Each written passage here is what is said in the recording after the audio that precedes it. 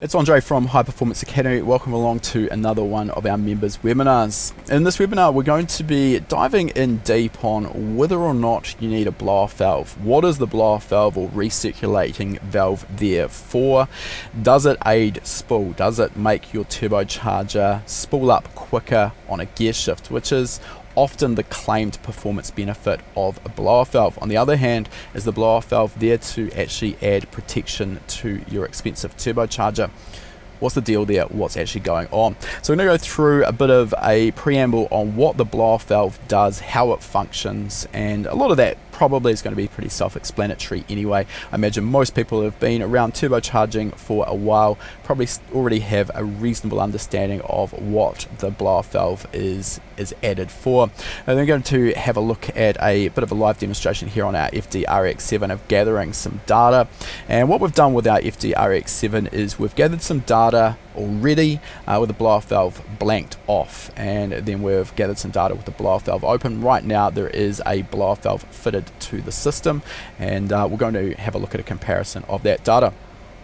Broadly for this demonstration, the FD Rx-7, if you haven't followed the build of that car, it runs a stock standard Mazda 13B engine. It is fitted with a turbocharger kit, so this is equipped with a Borg Warner EFR8474 turbocharger, which is a ball bearing turbo. Now we've got quite a bit of instrumentation on this engine and this vehicle, which is why it works quite well for this particular demonstration. In particular, we've got turbo speed, so we can see exactly what the turbocharger is doing. One of the common things I hear discussed when there are arguments about the pros and cons of blow-off valves is that without a blow-off valve, the back pressure will build up, or the pressure will build up and actually stall the turbo and stop it spinning. I already had an opinion on that, as do probably most people, but we've actually got some data, so we'll see what goes on there. So the other thing we've got is some data from our Toyota SR86 race car, which has a little bit more data in some other ways. We've got a pressure sensor pre-throttle body there, so we can see exactly what's going on. Let's have a quick look first of all. If we jump across to my laptop screen, this is a shot of the turbocharger fitted to the Rx-7. So the Borg Warner EFR8474 actually uses a built-in recirculation valve, which we see with a lot of late model factory turbocharged engines. It equips the blow-off valve directly in the compressor cover.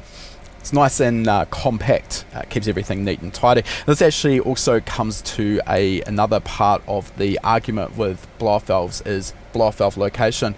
There's as many people arguing for the fact that the blow-off valve should be fitted as close to the turbocharger as possible, as we have people arguing the other side of that the blow-off valve should be fitted as close to the throttle body as possible. And honestly, if we look at the OE applications out there, we kind of see about a 50-50 mix. The Borg Warner, obviously their turbos, they've decided that on the compressor cover is the neatest solution, but believe me, that's definitely not the only solution. I'll just mention while we are looking at that as well, this isn't the conventional Borg Warner recirculation valve. This is the Turbo Smart version. It's a Turbo Smart compact recirc valve. It's made for the Borg Warner turbocharger. It just replaces the factory Borg Warner plastic recirc valve. But the reality is this is a little bit more robust and it's aesthetically a little bit more pleasing, but performance-wise, it's really not going to give you a significant advantage over the factory Borg Warner product. Now on the other hand, with the SR86 that we're going to have a look at a little bit of data from, I just want to quickly show you that as well. So we'll dive over to, this was while it was during the build, but just so you can get a bit of an idea, we've gone completely the opposite way with this. So we've got our Garrett GTX 3076 Gen 2 turbo over here, and it's a little bit hard to see. The blow-off valve is actually fitted pre-throttle body, so yeah, we've got both options. Now again, there are some heated debates on the pros and cons of this. One of the arguments for fitting the blow-off valve right at the turbocharger is that if we vent the air pre-throttle body, then it's already being cooled by the intercooler, so we're sort of needlessly adding heat soak to the intercooler. fair enough, I can't argue with that. The other aspect where people argue the pros of adding the blow-off valve closest to the throttle body is that's the place where pressure is initially going to start building up. So getting it right there is going to allow us to vent that air as quickly as possible, preventing pressure building up. And again, fair enough, that might make sense, although pressure in a system is always going to be equal. So yeah, there's arguments for and against. My personal opinion has always been that the reality is probably just about a coin toss. I tend to go with where it's most convenient to mount it, but that's just me. Now we've actually got that section of pipe off the SR86 at the moment, so I just wanted to show you that. So this runs up to the throttle body. This comes from the intercooler, so we've got our TurboSmart Raceport blow-off valve there. Running AN fittings as well, just for some added reliability, and we've got an HV Electronics 4-bar pressure sensor as well, pre-throttle. So this is interesting because we see this with a few ECUs. With the Motec M150 that we're running, it actually does run, well, it gives you the option if you run a boost pressure sensor as opposed to a manifold pressure sensor, to run the boost control strategy on the pre-throttle body boost pressure as opposed to what we've got in the inlet manifold. Getting a little bit away from our target discussion today, but there can be some advantages in that, particularly when we are at part throttle as well, controlling that boost pressure pre-throttle plate. Still, of course, relies on the manifold absolute pressure sensor for the fuel and ignition control there, but just thought I'd show you that. Actually, one other aspect, because we will be looking at this data as well, not a usual sensor, but you can see this little guy here on the top of the Raceport blow-off valve. So this is a blow-off valve position sensor, so this is a contactless Hall effect sensor. Yeah, not particularly common that we run them on a blow-off valve, but these happen to use the same caps as the wastegates, so it's really easy to integrate there, and we thought, why not? Because as we'll see, it gives us a little bit more data to see exactly what's going on there. Okay, so now we've got a bit of an understanding of the backstory there, what we're going to be looking at. We really want to talk about what the blow-off valve is there to do. So there are, again, two quite separate angles that we hear argued for the blow-off valve, or maybe not argued, but let's say discussed anyway. The first is that the blow-off valve is there to aid the boost response on a gear shift, and the idea there, or the general concept, is that if we didn't have a blow-off valve, when we close the throttle body, the turbocharger is still spinning at thousands and thousands of RPM, moving air. It's a centrifugal compressor, of course, moving air. Suddenly that air's got nowhere to go. We see the pressure in the intercooler plumbing pre-throttle body spike. That air's got nowhere to go. It's going to come back through the compressor. You actually hear this as a chuffing sound. Basically, this is compressor surge that we're hearing, and this can significantly slow down the compressor, the turbine wheel, and in turn we've actually heard arguments that it'll spin backwards or completely stop. We'll see that that's not actually the case, but anyway, that's the argument. It's going to slow the turbocharger down so that when we get back on the throttle, it's actually going to take longer for the turbo to spool up. Now, interestingly, the complete other angle of this is that if we vent all of that pressurized air with a blow-off valve, then once we get back on the throttle, the turbocharger's got to spool back up, and it's got to repressurize the intercooler plumbing, and all of that pipe work up to the throttle body before we really get back to where we were. So again, sort of not a lot of clear direction on this, arguments on both sides of the fence. Now, my general... So I'm just going to plug my laptop in before we go flat here, which would end up being a pretty poor end to our webinar, so just bear with me for a second there. Yeah, so my general sort of idea behind this was probably I favoured more that second option, that the blow-off valve probably didn't actually aid us a lot on boost response, and I kind of figured that it was probably just about a coin toss there, but I was never a real big proponent for the whole aiding boost response with a blow-off valve. I certainly didn't buy into the fact that the turbocharger was going to stop or spin backwards. It's got a lot of inertia when it's doing 70 to maybe 100,000 plus RPM. Stopping it in an instant is probably pretty wishful thinking. Okay, so that's one area, the performance advantage in our boost response when we get on and off the throttle. The other aspect, though, that I think is these days much overlooked is that the blow-off valve also serves a purpose to help protect our turbocharger, and this is from the thrust loading in the turbocharger. So we'll jump across to my laptop screen. I'm sorry, I've managed to probably find the lowest quality images on the internet, but hopefully we'll still get the idea. So this is a conventional journal bearing turbocharger. So obviously we've got our compressor wheel over here on the left, we've got our turbine wheel on the right hand side of the screen. So when most people think about the bearings, they think about the actual journal bearings themselves. So we've got two bearings that support the turbocharger shaft, and these are really key to the reliability of the turbocharger. They're working to very fine tolerances there, and as I said, these turbochargers are spinning well in excess of 100,000 RPM, so you want to know that everything's right there.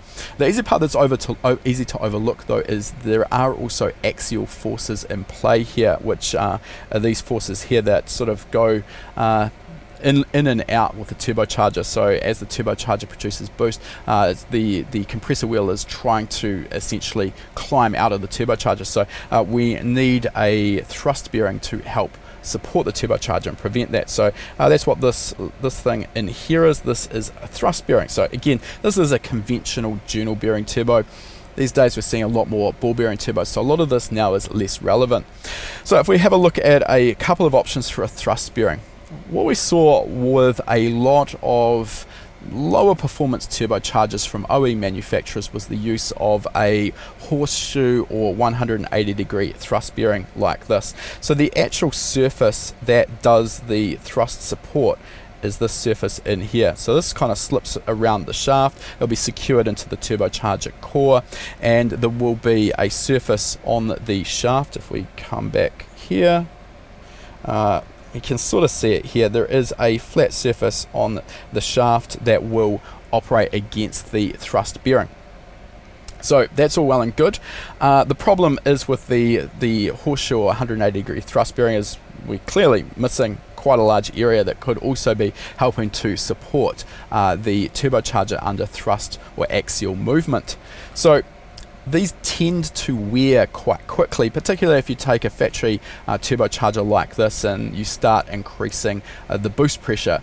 There simply isn't enough thrust support for the increased boost pressure, and all of a sudden the turbocharger develops end float. Then the compressor wheel starts to contact the compressor cover, turbine wheel contacts the turbine housing, and basically it all wears pretty quickly. So at this point, when journal bearing really was the only option, or ball bearing turbochargers were prohibitively expensive, one of the options was to move to a 360 degree thrust bearing like this. So it involves a little bit more complexity in terms of how the turbocharger is assembled. Obviously we can't just slide this over the top of the turbo shaft, but this does give us understandably a lot more surface area for thrust support.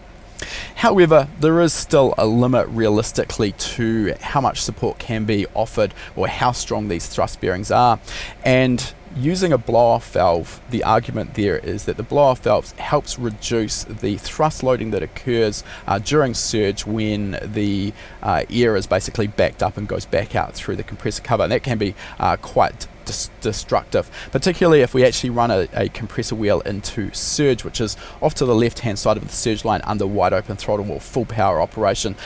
Because of the higher loading that occurs at that point, that can very quickly do a lot of serious damage to your turbocharger. But without a blow-off valve, we are still increasing the thrust loading in the turbo.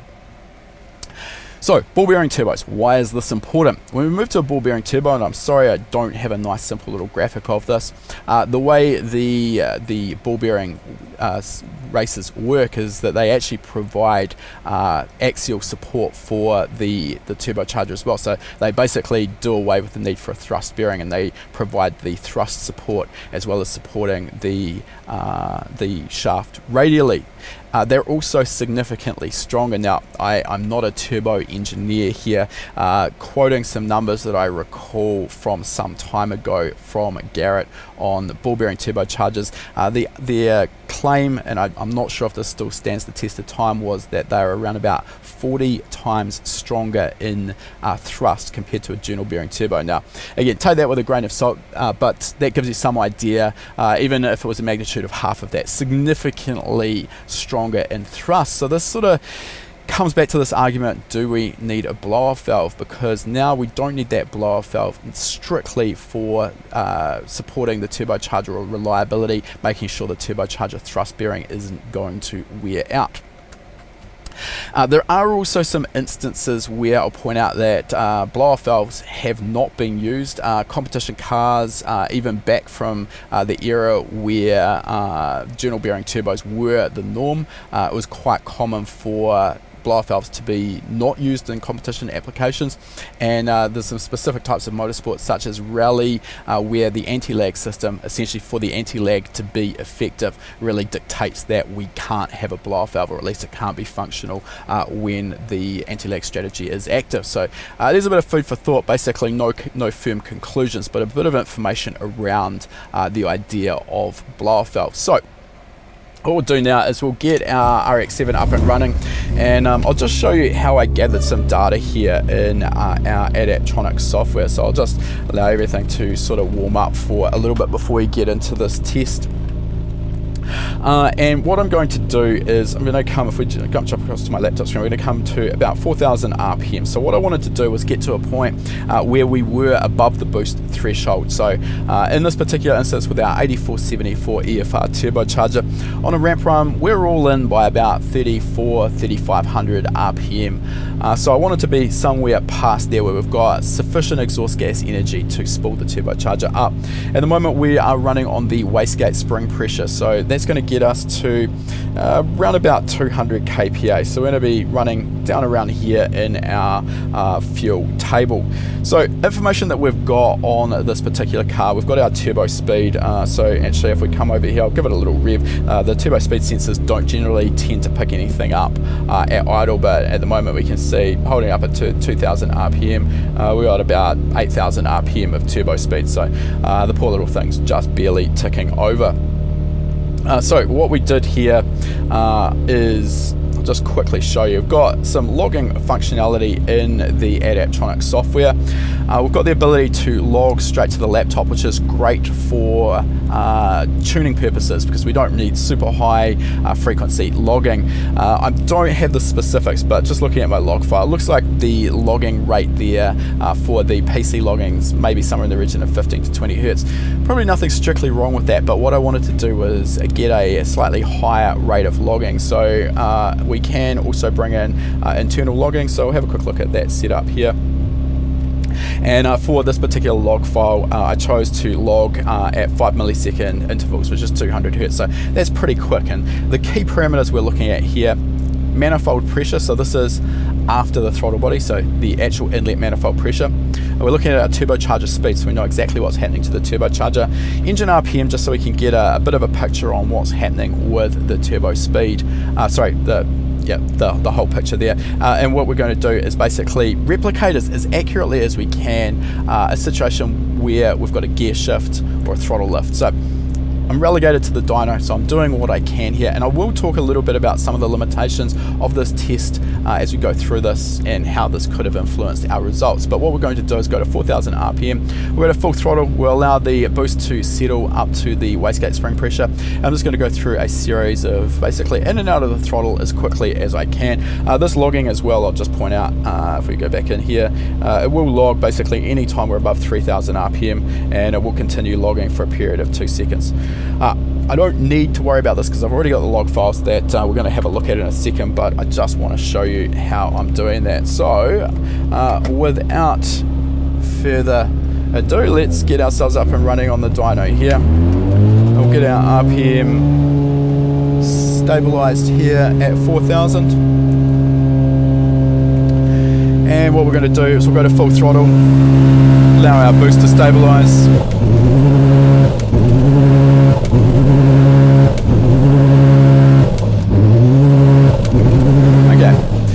So that's the sort of testing I was doing there. Now, there's a few problems with this. It's really difficult to do really consistent back-to-back testing here because there's a few variables that will come in. First of all, the longer we're doing this, the longer we're at 4,000 RPM and we're going in and out of the throttle, the higher our exhaust gas temperature will be. So this affects the amount of exhaust gas energy that's available to the turbocharger. So it's very difficult to get an absolute repeatable result here, and we need to factor that in. The other aspect here is I'm not a robot, so it's really difficult for me to consistently get on and off the throttle, or off and on the throttle, for exactly the same duration. And of course, if we've got one section where I'm off the throttle for, let's say, 400 milliseconds and one where I'm off the throttle for 200 milliseconds, we're not comparing apples with apples. So we need to factor all of that in, and don't worry, I will talk a little bit more about how that works as we look at our data. But that test that I've just done there, that is with the TurboSmart recirc valve fitted. So I'll just mention how we got rid of that out of the system. So this is another little product that TurboSmart offer for the likes of those Borg Warner turbochargers. Usually they're offering this if you want to fit an external blow-off valve from their range and you don't want to use the factory recirc valve on the compressor cover. So all it is a little CNC machined plug. It comes with a couple of O-rings that seat against the relevant surfaces in the turbocharger. So for us, this is nice because it literally turns the job of removing the blow-off valve and blanking it into about a 2-second operation, or a couple of minutes at the best. So that's how we did that. So anyway, we can log all of this data in Eugene, the Adaptronics software. I'm personally not a massive fan of the log viewer. It makes it difficult to do the sort of analysis that I wanted to do here. So they do also offer a log converter. It logs natively in adaptronics.alg file, which is native to, bespoke to the Adaptronics software, but you can convert it to a .csv, which then opens up your options to explore it in the likes of Megalog Viewer HD, which is exactly what we're going to do. So we head across to Megalog Viewer HD. I am zoomed a fair way in now, so let's just have a look back out here, and we'll sort of have a look at our two pieces of data that are overlaid. So in this case, the solid line is with the blow-off valve in, and our lighter lines are with the blow-off valve out. So again, really difficult to get a good comparison in our data here, but I kind of got the best piece of data that I could here. So the red line up the top is our RPM. No big surprises there. For some reason my presentation pointer is not working, which is ideal. Seems to be a bit hit and miss on the Megalog Viewer HD software. What we've got here is the yellow trace is my throttle position. So you can see as it drops from 100%, I'm not quite off the throttle and back on it for exactly the same amount of time. And yes, that's going to affect things. Also, how we align the data is important. So we'll have a look at that in a second. Then finally, our green line down the bottom, this is our turbocharger speed. So at the moment, I'm sort of focused on the area where we get back on the throttle. For the purposes of this, let's just start by trying to align this data. It's really fussy here. Trying to align the data where I actually jump off the throttle, because this is important. Does the turbocharger stop? Does it slow down? And here what we can see is that if I align the data so that the position where I get off the throttle is pretty much consistent, we see first of all our green trace here for inlet manifold pressure, almost identical. They basically follow exactly the same path. So no big surprises here, because nothing post throttle body really should be affected by whether or not we've got a blow-off valve in the system. So fair enough, didn't really expect a massive change here. If we look at our turbo speed though, the interesting thing is we really don't have any significant effect from on the turbo speed from our blow-off valve. Interestingly, the blow-off valve in, which is the solid line, actually slows down slightly more, but I'd put that down to a test discrepancy more than anything. At the point I've got my cursor on here, where 59,000 RPM versus 57,400 RPM, so it's 1,500 RPM. I wouldn't draw too many solid conclusions from that. Now what I'll do is I'll just try and get back. As I said, obviously I wasn't off the throttle for exactly the same period of time, so I'll just try and get back to the point where, yeah, it's probably closest right there, where we sort of open the throttle at the same point. So at this point here, before I open the throttle, our manifold pressure is basically identical. Interestingly, now I align the data this way, our turbocharger speed is identical within about 100 RPM. So we're really at exactly the same situation here. Open the throttle. Looks like my rate of ramping on the throttle marginally different, but again, you're gonna have to bear with me here. I'm not a robot, so I'm doing the test as well as I can. But what we want to look at here, which is really interesting, is immediately I go to full throttle, the manifold pressure jumps up to atmospheric. No big surprises, it's exactly what we would expect. So as soon as that's out of the system, we don't have any vacuum, so we're straight up to atmospheric, and this is where the boost starts to ramp up. But if you look at the boost and the rate that the boost ramps up, I mean, I can't split hairs here. It's basically identical. As we get further through the test, we actually find that the lighter line with the blow-off valve blocked actually climbs above, and so does our boost pressure. Kind of have to disregard that. I'm going to put that down to the fact that the tests were of different lengths, and this comes down to what I was mentioning about exhaust gas temperature and adding a little bit more energy to the turbocharger. So really what we want to focus on is that initial drive to get the turbocharger back up on speed. And for this particular test, I personally can't pick a significant difference from the blow-off valve in or the blow-off valve out. Now, the other argument that the blow-off valve is essential to stop the turbocharger from slowing down significantly. Obviously, we can see here, even at our minimum speed in both tests, we're still at 56,000 RPM. So no, the turbocharger definitely doesn't stop, regardless whether we have a blow-off valve or not. So that much is really clear there. The turbocharger is definitely not stopping, and it's absolutely certainly not spinning backwards. The other argument though is we need the blow-off valve there to prevent the pressure spiking. So yeah, fair enough. And unfortunately for this particular test, I do not have pre-throttle body boost pressure, so I can't see the difference and show you the difference between the blow-off valve in and out for that particular channel on our RX-7. However, we do have a little bit of information around this from our Toyota 86 race car. So we'll head across to our Motec i2 Pro, and I just want to get rid of a overlay lap here, and what we want to do is come down to our engine data and our boost. So there's a lot of data on here, and really what we'll do is we'll just zoom in on one small segment which is actually relevant to what we're interested in here. So let's do exactly that. So we've got our throttle position here. We're going through the gears, which is our RPM up here. Sequential gearbox, no need to lift the throttle. So we see the boost is dropping down a little bit here on each of our gear shifts. So this is boost pressure and gauge pressure. So we're seeing around about 90 kPa gauge pressure, so around about 13 psi thereabouts. So pretty consistent there as we ramp through. Another piece of data that is important here, the next channel down is our blow-off valve position. So we've got that blow-off valve position sensor that we already looked at. We can see the movement of the blow-off valve. What I want to show you here, or concentrate on here, is this piece of data here where I step off the throttle at the end of the straight and get on the brakes. So we see that's the point I've got highlighted right there, the point that I jump off the throttle. So two pieces of information to take in here.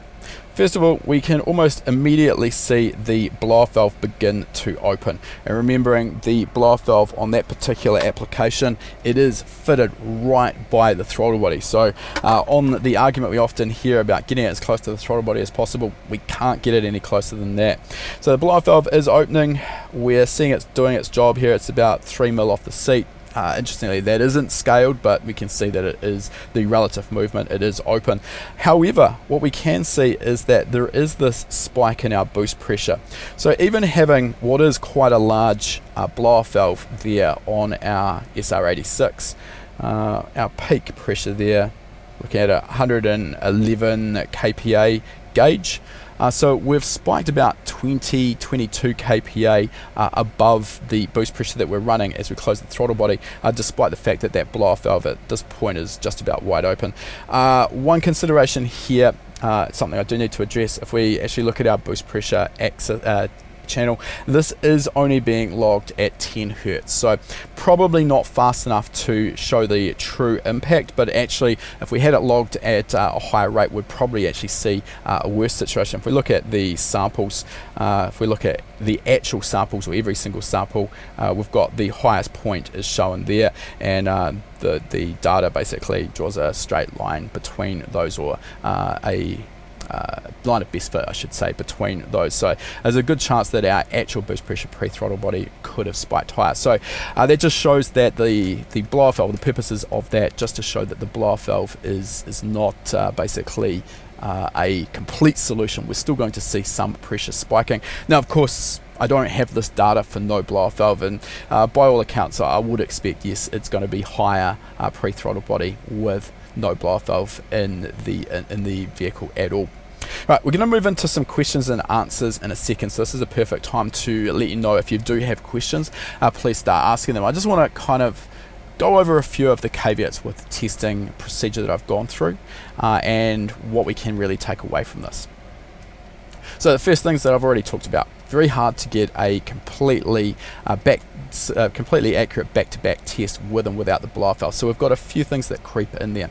Despite that, looking at the results there, what we've got is not particularly compelling one way or another. We're not really seeing any significant advantage from the blow-off valve in terms of boost response, which is what I wanted to get into, because that is the argument we so often hear.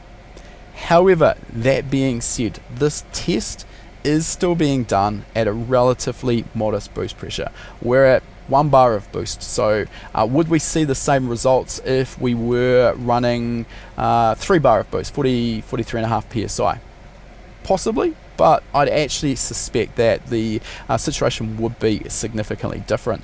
We've got a lot more energy in terms of inertia in the compressor, the turbocharger, turbine wheel, etc. at that higher boost pressure, which infers a higher turbine speed. We would need the blow-off valve to vent a lot more air, so we're probably going to see a significant difference in the boost pressure build-up pre-throttle body when we close the throttle, both with and without the blow-off valve, and that could significantly affect our results. So I can't sit here and say this is a all-encompassing set of data that shows everything you need to know about the blow-off valve. This is one data point on one vehicle. We need to keep that in mind and understand the data for what it's trying to show us. Ultimately, do I encourage you to get rid of the blow-off valve? Absolutely not, and particularly if you are running a journal bearing turbocharger, then I would be fitting a blow-off valve every single time. As I mentioned, one of the core aspects there is the ability of the blow-off valve to protect the turbocharger from thrust loading. Right, let's jump into our questions now. If you've got any more questions, please keep those coming.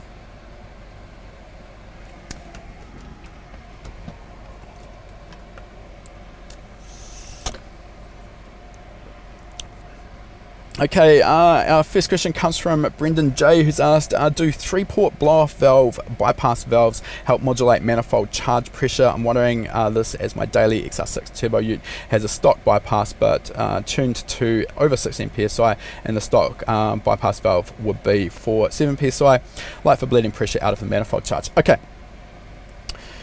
I'm not 100% sure I've got the angle of your question here, but let me just go through this. So this is a problem we see with a lot of factory blow-off valves, where the blow-off valve will be fine for a factory application, but as soon as we start increasing the boost pressure, the blow-off valve may leak. Now, that's not always the case. What we need to understand is that as we increase the boost pressure, the pressure trying to open the blow-off valve is going to increase, obviously.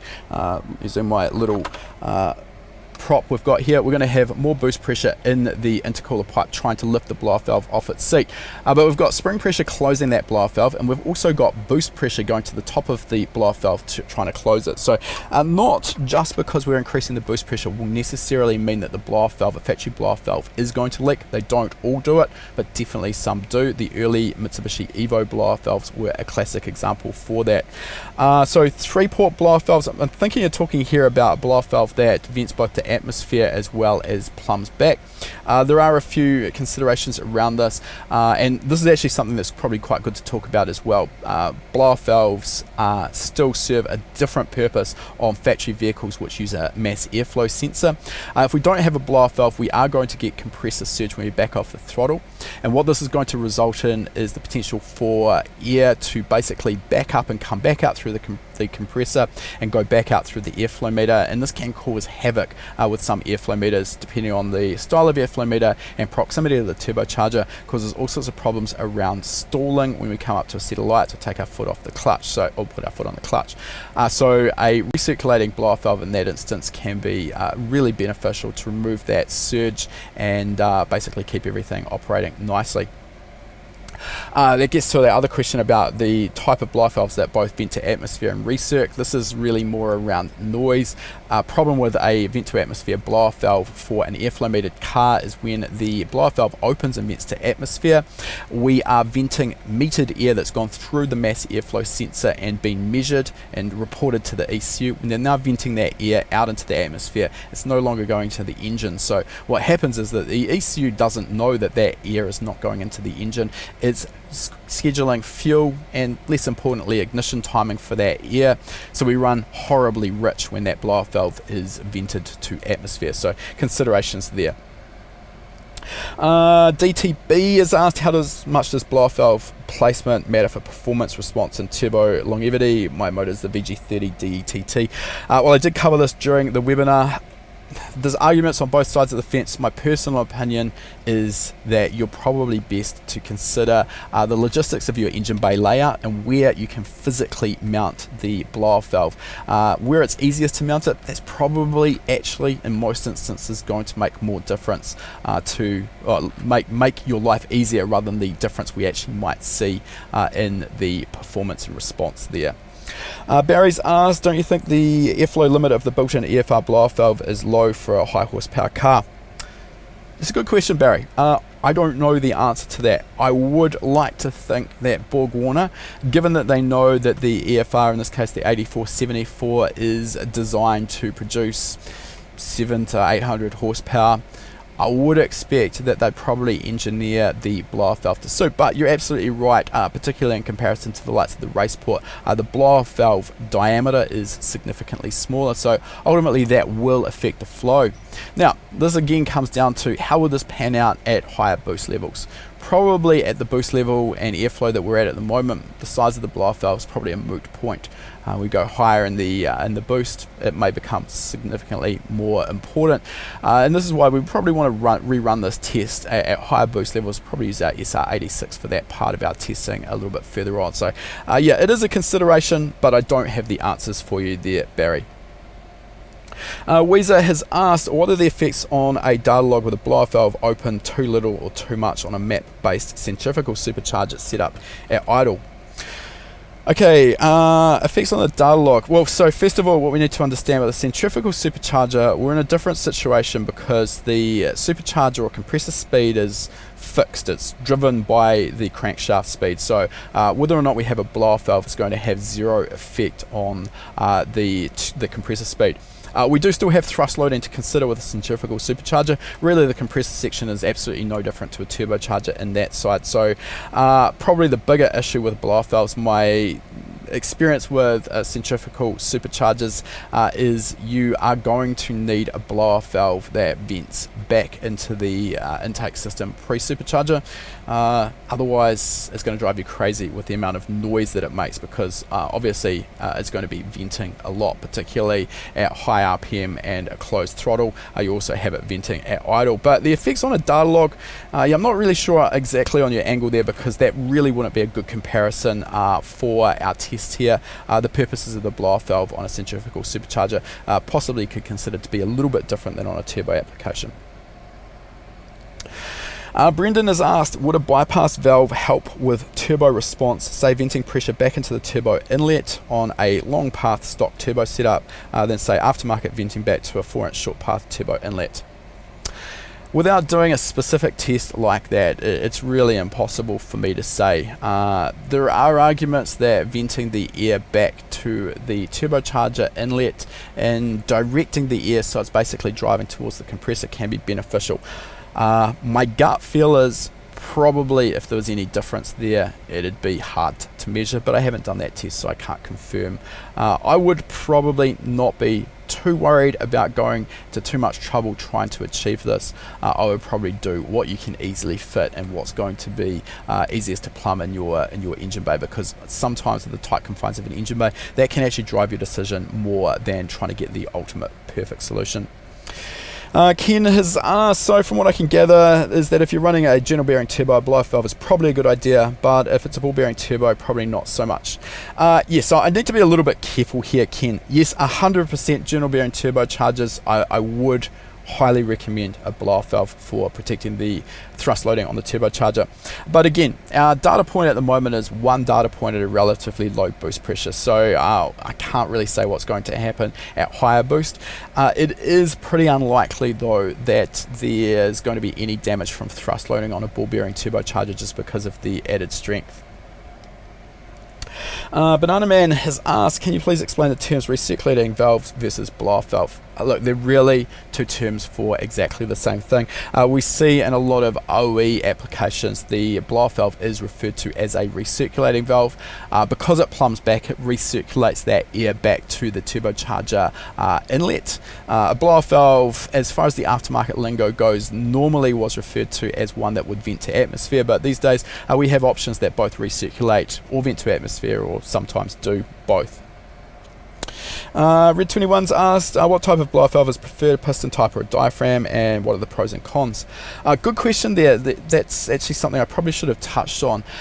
So the problem with some of the piston style blow-off valves is that we are relying on the fitment between, or the clearance between the outside of the piston and the inside of the CNC machined alloy housing for a seal. Now that's not all of them. Some of them, such as the Turbo Smart blow-off valves, do include some seals in there, so that's not an issue, but on cheaper blow-off valves this can be a problem. It'll be fine when the blow-off valve's new, but as it wears it can actually introduce a source of a vacuum leak and sometimes a boost leak as well, depending how the piston seals to the base of the blow-off valve. So my personal preference is a diaphragm style that ensures that we have no chance of a vacuum leak in the top of the blow-off valve. Manitou Blacks asked, while blow-off valve near the throttle body is best, have you any experience with the internal blow-off valves on the Borg Warner EFR turbochargers? I'm going to guess that you haven't been in this webinar very long, Manitou Black, because that's exactly what's in the engine bay in front of us. I've talked about this aspect as well, and honestly I don't know if there's a solid argument that near the blow-off valve near to the throttle body is best, but again I'm not going to regurgitate the information I've already given out earlier in the webinar.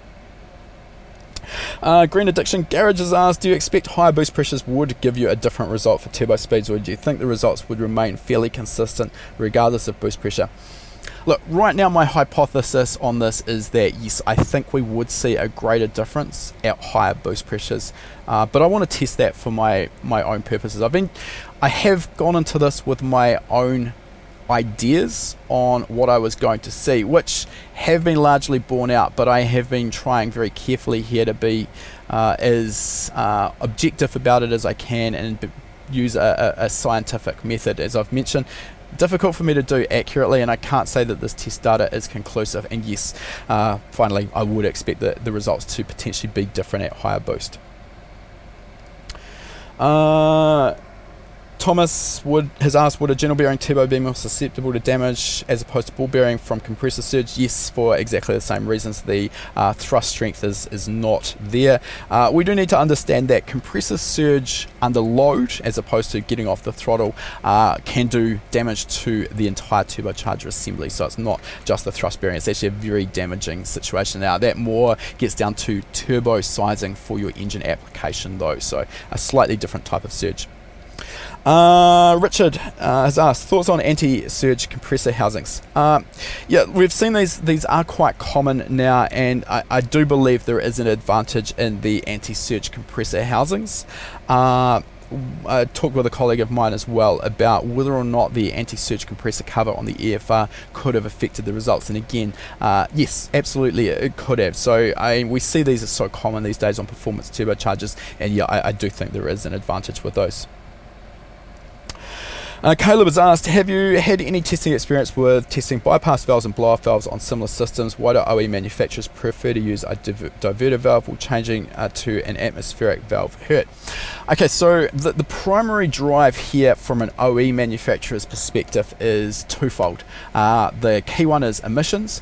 Very, very difficult, if not impossible, on a mass airflow sensed system to use a vent to atmosphere style valve because of all the problems I previously discussed. So yeah, changing to an atmospheric venting valve is going to be a real problem for that sort of system. The other aspect though for OE manufacturers is they have to consider noise, vibration and harshness in all of their testing. And while we in the aftermarket might love the sound of an atmospheric venting blow-off valve, or for that matter a compressor surge, that chuffing noise you hear, so common on the WRC rally cars with their anti-lag strategies when they're getting on and off the throttle, that's not what most people want in a passenger car, so the OEs go out of their way to engineer the system to be as quiet as they possibly can. Matthew has asked, as far as pressure sensors pre and post throttle plate, is that beneficial for diagnosis and data logging? Also, do you have any information as far as sizing for wastegates? Can you have too big of a wastegate? Okay, the wastegate question is probably a little bit beyond the scope of our webinar. We try and keep these webinars really focused on the topic that we are discussing. Undoubtedly a lot of information out there from the likes of TurboSmart if you want to research that for your own purposes. Pre and post throttle body pressure sensors. No strict requirement to have these. It's a strategy that some ECUs employ for their boost control. So what happens here is that, let's say our boost target is 200 kPa. So if we don't have a pre-throttle body boost pressure sensor, then the ECU is trying to manage 200 kPa of boost pressure in the inlet manifold. That's going to be very difficult to achieve at very low throttle openings. However, if we look at what's happening pre-throttle body, when we've got the throttle body closed maybe 50% or more, we're actually going to find that the boost pressure pre-throttle body is significantly higher than what we've got post-throttle body. So it's just a different way of controlling our boost pressure, getting more stable boost pressure and better control of our boost. Not essential, just a different way of going about it. DTB is asked, if a stock motor uses a recirc valve and it dumps behind the MAF sensor, should this lead to air escaping through the air filter and cause a rich scenario? Okay, so if it dumps behind the mass airflow sensor, in other words past where the airflow has been metered, this shouldn't be a problem, but there are some other considerations. We need to think about how that air is being reintroduced. So if we are bringing the air back in at a 90-degree angle, it's likely that as that comes in, particularly if there's a high volume of flow, we could still end up with some air going back towards the mass airflow sensor. This is going to be driven largely by proximity to the MAF sensor, and we will still get that rich scenario. So this is why if I'm in this scenario, I will try and angle the recirc valve back towards the compressor, away from the mass airflow sensor, just to give us the best chance possible of success there and getting rid of those rich on lift situations. Audi A4 has asked, how often do you suggest cleaning or lubricating a blow-off valve? That's a good question there, probably something that is often overlooked. It's going to depend to a big extent on the condition of your engine and how well the air through the engine is being filtered, particularly if you've got an engine that is maybe getting a little bit on in its years and you've got a rocker cover,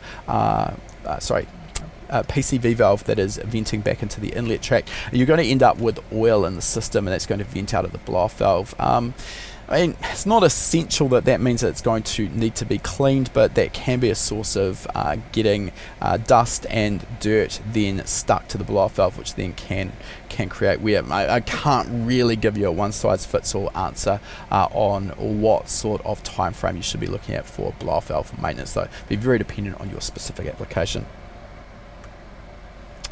RPSS has asked, the position of the valve influences this data. Say that the valve should be at 45 degrees instead of 90. Does this influence? I can't tell you specifically because, again, I haven't done that exact test. My gut feel on this situation, though, is going to be a no from me. The reality for this is, again, it comes down to understanding that the pressure in a system is always going to be equal. So we're going to have pressure against the back of that blow-off valve seat when it's closed. When it opens, it's going to allow an escape path, regardless whether this is at 90 degrees or 45 degrees to the flow. That was just a taste of what we put on every week for our HPA Gold members. Our Gold members are able to watch these live and ask questions and get answers while we're presenting. After the webinars have been hosted live, they're added into our webinar archive where our Gold members can re-watch them at their leisure. We've currently got over 240 hours of existing webinar content covering topics on engine building, engine tuning and wiring. This is one of the fastest ways to expand your knowledge on a wide range of topics, as well as to stay up to date with the latest tools, trends and techniques in the performance industry. Our Gold members also get access to our private members-only forum, which is the best place to get fast answers to your specific questions. Gold membership can be purchased for just $19 per month. However, you'll also receive 3 months of free access with the purchase of any of our courses. Click the link in the description to learn more.